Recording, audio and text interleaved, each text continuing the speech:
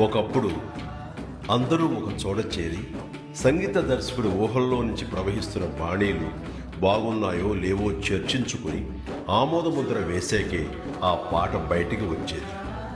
మరుగున పడిన ఆ ఆనవాయితీని గుర్తు చేస్తూ మళ్ళీ మా కీరవాణి గారు విశ్వంభర కోసం పాటల్ని కంపోజ్ చేసే ప్రక్రియ మా ఇంట్లో ఏర్పాటు చేసుకున్నాం.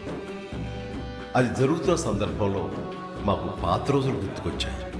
ఆపద్బాంధవుడు మ్యూజిక్ కంపోజ్ చేసే సందర్భాన్ని గుర్తు చేసుకుంటూ ఆనాటి ఆ మధుర గీతాన్ని ఆయన ఆలపిస్తుంటే మనసు తీయని అనుభూతికి లోనైంది. దాన్ని మీతో ఇలా పంచుకోవాలని మీ ముందుంచుతున్నాను. Please enjoy.